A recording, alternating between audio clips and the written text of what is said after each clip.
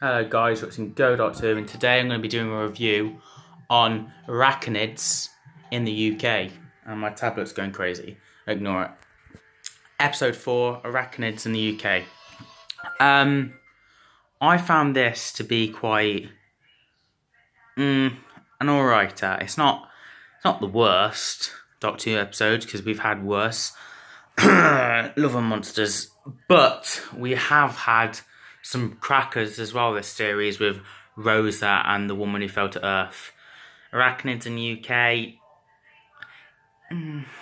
So, the CGI of the spiders were pretty bad.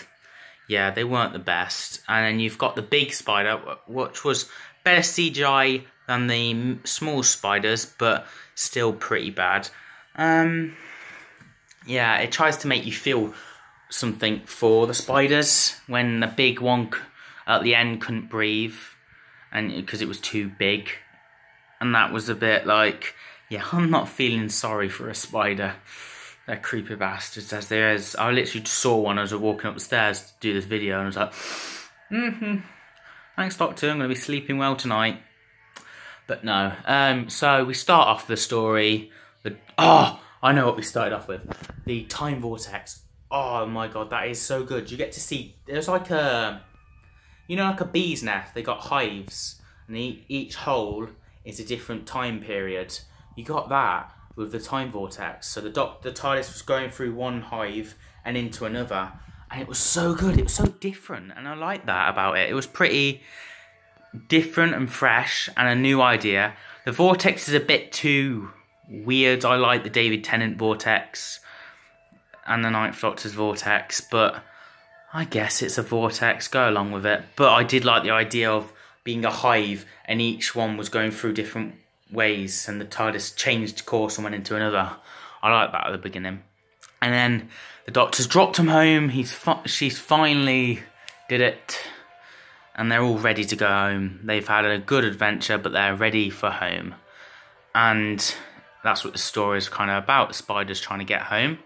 In the end, all what's natural is we go home. And I'll talk about that later on. So they get home, the Doctor's about to go, and then Yaz, or Yasmin, let's have tea at mine. So they all go to tea at her, apart from Graham. Graham stays and goes to his home to try and deal with his grief of his wife, which is still sad. And you get to see her in flashback, not flashback, it's more like it's in her head. She's in his head and talking to him. So he's like thinking, what would she say now? And he's hearing it in her voice in sort of way. Yeah, it's weird, but it's TV, you can get away with it. It's nice to see her back as well. Even I didn't want her back fully, because then it would change the death, and I liked her death because it showed real life. You can get away with her being in Graham's head. So Graham's off doing his own thing while the Doctor is discovering something by the next door neighbour. We learn about Yaz's family as well. We see her mom, her dad, her sister. Her sister fancies Ryan. So are you single? Yeah, let's just get a nice family feel. They all bicker, proper family. We've also go into the next door neighbour, and we see the spiders doing their thing. They're all crazy. They're all acting odd, and we get linked up with Yaz's mom. She's a part of it. We learn more and more as it goes along. We see how this is all linked, and Graham catches up with them.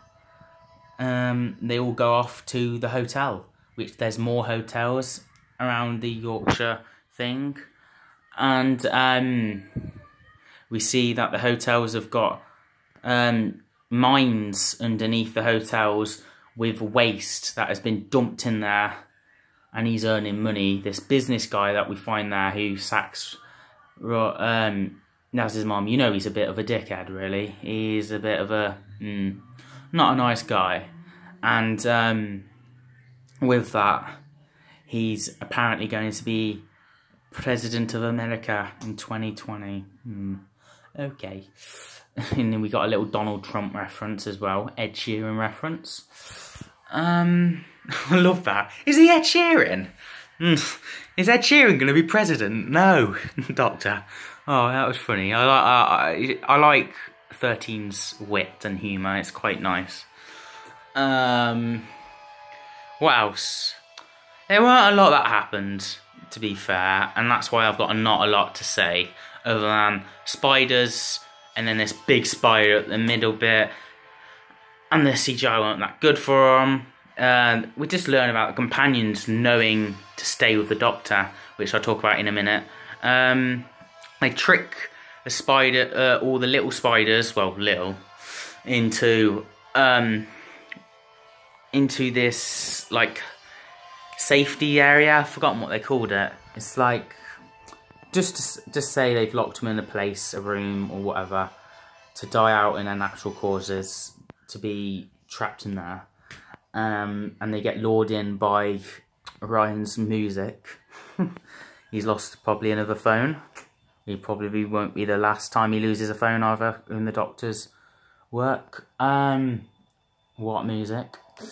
What else? There's not a lot. The guy shoots the big spider after we learn, and they try to make a sympathy with it being too big. The guy shoots it, the business guy who wants to be a president at some point. I don't see what happens after him. That's a bit annoying. I'd think the Doctor would tell Unit or someone, go, don't let him be president. He'll ruin the world, he will. I would have liked that. Unit getting a little reference saying, don't stop him from being president for me. I wouldn't mind that with the Doctor, but we don't see anything. He just goes off and does his own thing, so God help the world. We learn to see about Graham's grief. Yaz is bored of her family, it's day-to-day life. It's a bit like Rose Tyler's life. She's bored of it. And Ryan hasn't got anything back. He doesn't want anything to do with his dad, which he gets a letter and says, can he be family again? And Brian's not having it. So they all come back to the TARDIS already, and the Doctor thinks he's going to say goodbye, but really they've all come home and they don't want to be home anymore. That's not for them at the moment. And they get into the TARDIS, and the Doctor warns them, goes, this bit I like about the episode, the Doctor warns them, goes, if you travel with me, I can't guarantee your safety, and you may change completely. You won't be the same people when you come back home. And they're all like, they're fine with it, they're all like that, but really, they do not know what they're getting themselves into. We all know how tragic companions' endings happen. Let's just hope some of them get to go out on their own terms, not sacrifices or deaths. I think Graham he needs to get over his grief, but I love Graham. He's my favourite character over than 13, but I don't think the TARDIS will be best for him. I think he's got no reason to go home now, and maybe that's the reason why he might die in the future. Yaz and Ryan will probably get together. It's hinted up quite a lot. We learn a bit about, apparently the Doctor had a sister as well in the start of the episode, we learn. And she used to be a sister. I don't think that was happening because William Hartnell was the first, so throwaway line. I'm rambling on now. There's not a lot that happened. They're off to go into a next adventure. They all pull the lever together. They've all decided to stay with the Doctor. Big giant spiders. Let's review it. So, what would I rate it out of 10? Now, it was nowhere near the max of last week's episode with Rosa, which I gave a 10 because I loved it so much. I didn't think there was anything wrong with it. And I still don't. I think it's still the best of the series. Next up was The Woman Who Fell to Earth, that I do believe I gave a 9. And I loved it. And a 6.5 for The Ghost Monument. It was better than The Ghost Monument this episode, Arachnids in UK, so it's going to have to go to be for a 7. 7 out of 10 for the Arachnids in the UK, just because it's no match for The Woman Who Fell to Earth and Rosa, but it's certainly not as bad as the second episode. That's it today. This is pretty a boring one to be an average episode. But yeah, that's all I can say on Arachnids in the UK.